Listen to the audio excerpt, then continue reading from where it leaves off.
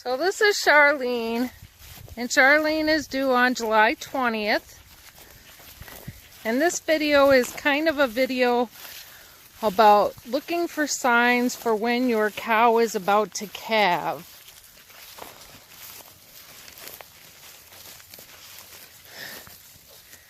She's not going to stand here.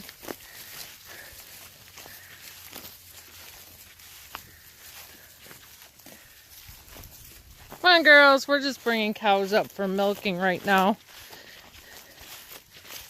But we have spent countless nights over the years in the barn waiting for a cow to calve. And I thought it would be a great fun to do a video on being able to see some signs of when a cow is going to calve. You can see Charlene's right ahead, and I've got to get these other girls, but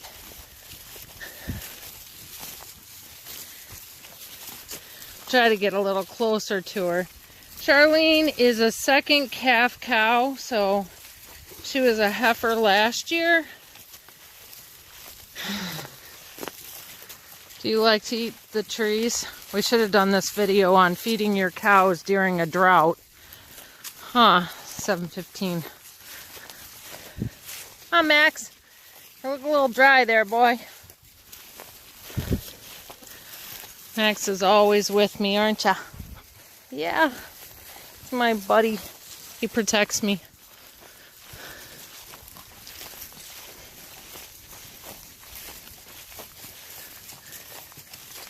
So probably one of the best ways of having a sign for knowing if your cow is going to calve is knowing she's pregnant, for one thing, and having a breeding date on your cow, and knowing your breed of cow.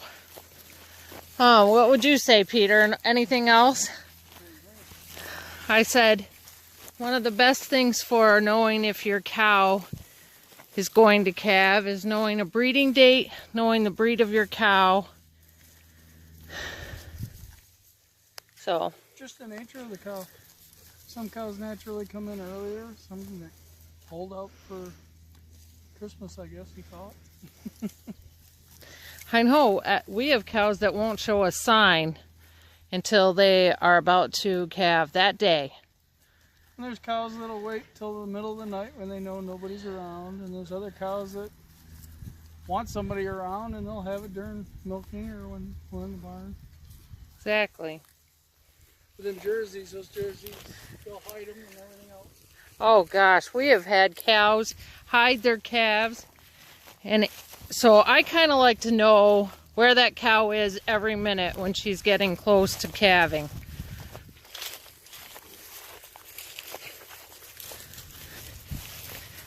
Come on, girls.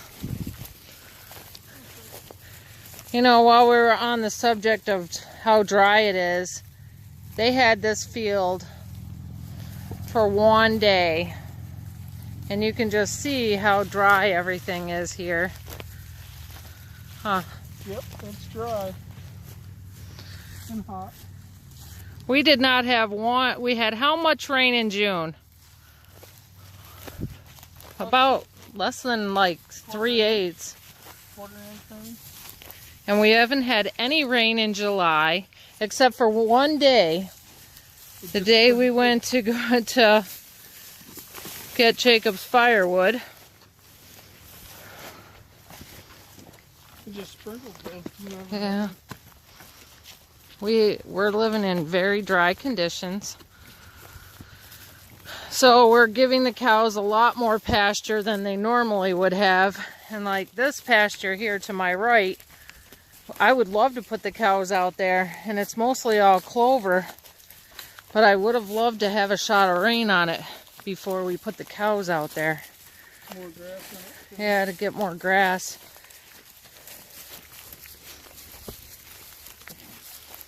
They're going there. They're going to go through that field in a matter of three days. Huh. Yep. You can tell where our cows went then. So, ahead of us, you can see a cow and she's limping. Looks like her bag doesn't have any milk in it. And that's because she is very sore. And thankfully we don't have this happen very often. But I'm going to come up close behind her so you can see her limp. And it's not because of the bully cow next to her.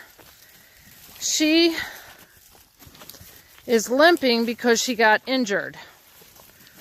So the other morning I was bringing cows around and I noticed that she had either a nail or a piece of wire sticking out of the back of her hoof. And I called Peter over because he's amazing with that stuff. Come on, girl. Let's go. And come on. And he pulled about a 6-inch long piece of fence wire out of the back of her foot. And I guess probably that one of the things I'd love to tell you all is if you put fence up, like any fence, it's just so important to be careful and be responsible with the fence.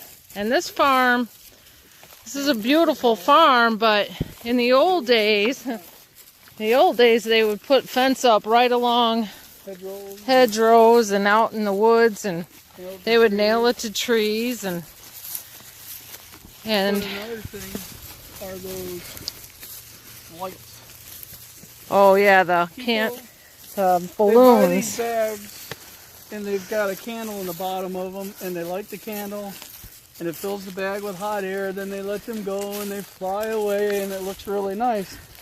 But they never think about where that's going to come down and where it's going to land. Well, we find numerous ones in our hay fields and pastures. You'll find the bag is gone, and what it leaves is a nice little couple nooses of stainless steel wire, which won't rust, and a tin can attached to it that could get caught on a cow's foot, cut the cow's foot, get tangled up with her, or it goes into our hay bale and gets wrapped up in their food. And it's just a bad situation when people let those things go and send them to somebody else's house to cause unintentional injury, I'm sure. But when you have livestock on pasture or you harvest food from the field for your livestock, it's a hazard. And a lot of people that buy them and use them don't realize it. We also find a lot of party balloons, don't we? Yeah. Happy birthday and all that in the field. So one of the things that I know everybody wants to know, come on Heidi, let's go Heidi, is that we'd like to tell you how we would treat an injury like, what, 1146 or what's her name? Stretch, that's right. Anyway, she's a cow on Peter's side of the barn, and he names his cows, and I name mine, but his could change over time. So, anyway, Stretch, the reason she's called Stretch is that when she gets let out from milking, she will stretch her back super long every single time. But anyway, the way that we will treat that organically is that, first of all, we're going to assess the situation and see if she needs a vet. And we'll just watch these girls coming up. And secondly, we will treat it topically, because a cow has a really good immune system if she's fed high nutrition foods. And she will get that treated with probably some iodine. And we will watch it for a few days, and we will watch her. And we will see if she starts to have an immune response to heal it on her own. Maybe a little arnica cream. And Peter put some arnica actually on that. And it just, we kind of think that there are subtle, healing properties of different plants that can help humans and animals. And we've tried this arnica cream on ourselves for different things. And it seems to be pretty positive. So that's kind of how we start to treat an animal for an injury. And we watch to see if she has a temperature or if she's getting an infection from... Or swelling.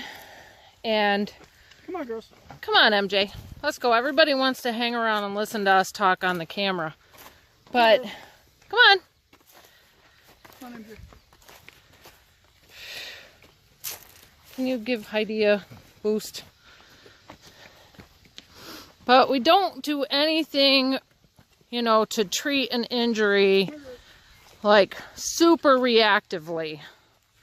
Because we're already doing things on our farm that are boosting, you know, an army that's ready to fight when that cow does have an injury or gets sick, which thankfully isn't very often.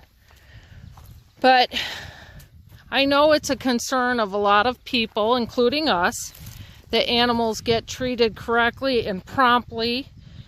And look at that cow, how fat she is.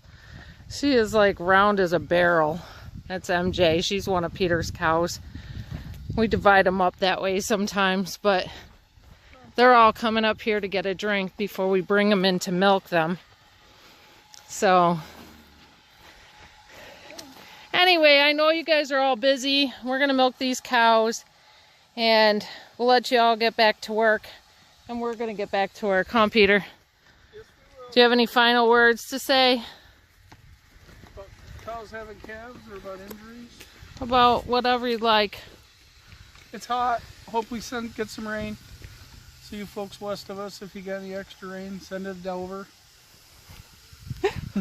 Yeah, we'd appreciate that. You do that for us. So, okay, everybody. Have a good night.